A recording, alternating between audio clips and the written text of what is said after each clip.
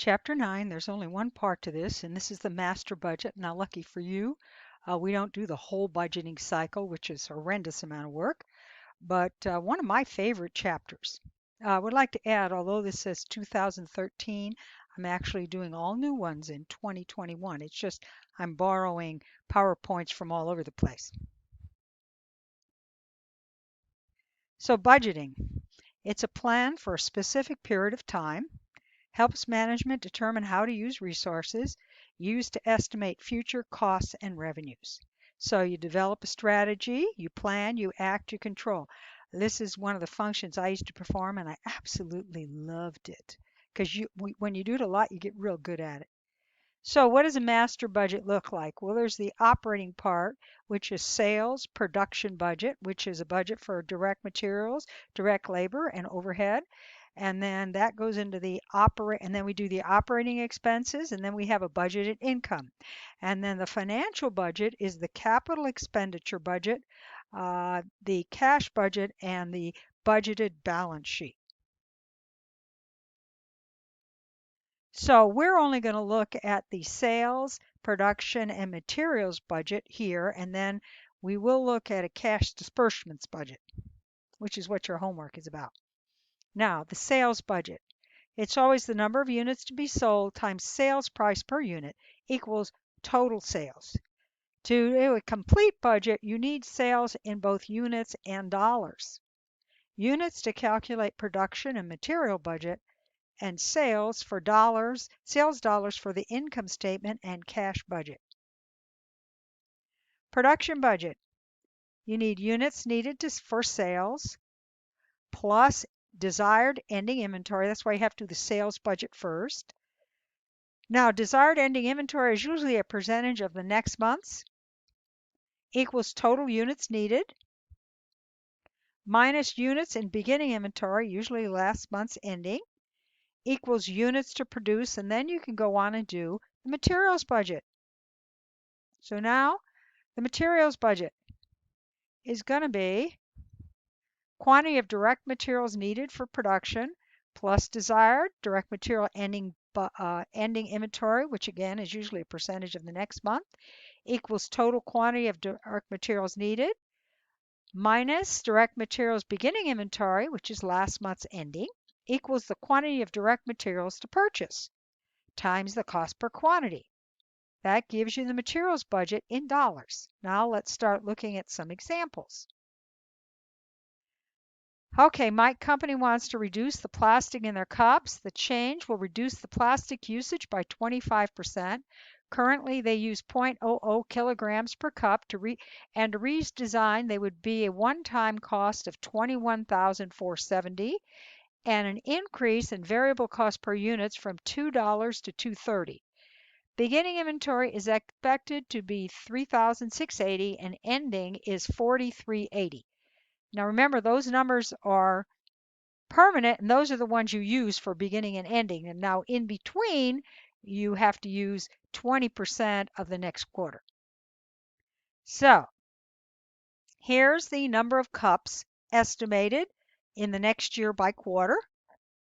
We take it times the kilograms, gives us the kilograms needed, plus the desired ending inventory. Now again, you take the following quarter times 20%, and that's how we got the 4,000. And we're going to take 21,600 times 20% to get quarter two's desired ending, and we do that. Now, here's the thing to remember. The problem gave us what the ending inventory should be, so that's not a calculation. That's the number we use. Now that tells us total quantity needed, but now we have to adjust for beginning inventory. We have to reduce what we need by what we're already going to have. So less beginning inventory. That 3,680 was given in the problem, so we don't have to calculate that. So remember to include that. Now, ending inventory is always going to be the last quarter, so that's how we calculate that one. And we take it times our $2, and this tells us our total direct material purchases per quarter the old method. Now let's see what it looks like with the new method. Now we're going to reduce the plastic to 0.006 kilograms, but increase cost to $2.30, plus our one-time cost of $21,470. So we take it times 6.006, and then we go ahead and do our calculation again, 20% the next months, but we also always use that 4380. Now we get the total quantity needed, less beginning, and the first quarter that was given to us, and it's always what shows up in the total, and the other ones are the previous months. So this tells us our new cost less our original. So it tells us we're going to save $21,570. We subtract that from the additional fixed cost, so it says it's going to be cost savings of $100. Should we do it? Well, we should, and here's why. That cost of $21,570 is only in the first year. After that, it is beneficial.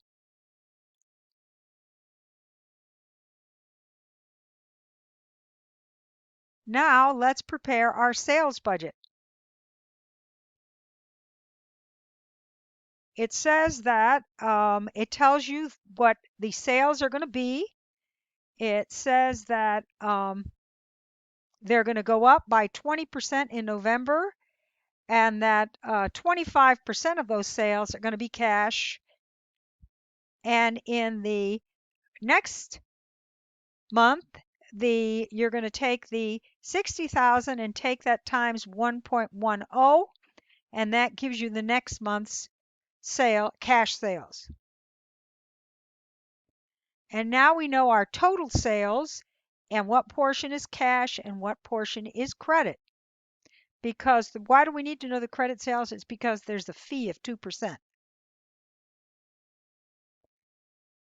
Now, cost of goods sold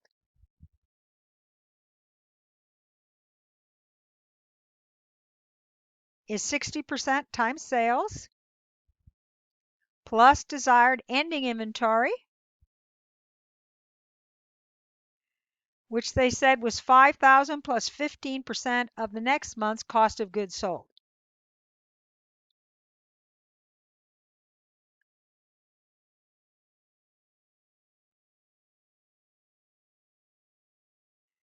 So we take, in the example for November, we're going to take 5,000 plus 158,400 times 15%. That gives you your 28,760.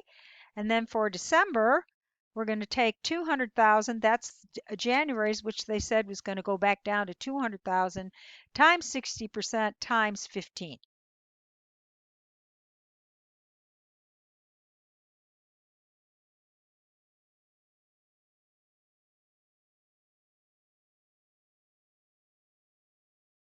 So now we less the beginning inventory, which is the 144 times 15%, plus 5,000 gives you your 26,500. And now we know what our purchases are going to be for the 2 months, estimate purchases for the next 2 months. Now we're going to do the operating expense. Well, that one's pretty easy. The only thing that you have to remember when you do that is make sure you include 2% of the credit card sales. Now remember, it's not all sales. That's a mistake I made. It's only credit card sales. Now we can do our income statement. We're going to take our sales, less our cost of goods sold, less our operating expense, and now we have our net income. Now we're going to take a look at our cash payments. And the key here is timing. When are things going to be paid? So let's look at another problem. So Mike is preparing his cash budget. Direct materials, they pay 45% in the month of the purchase and the balance in the next month. So that means 55% of the previous month's sales goes into the next month. Direct labor is paid in the month it's incurred. Overhead is 140% of direct labor and includes $36,000 in depreciation and is paid in month that it occurs.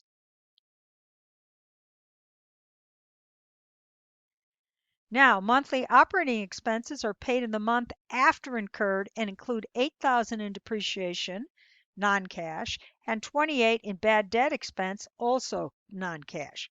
So, they also plan to buy a server in May for $7,000 and make estimated payments of $14,000 on June 15th. So let's try to do our cash budget. This one's always a little tricky. It's all timing. So, direct materials, 45% of the current month.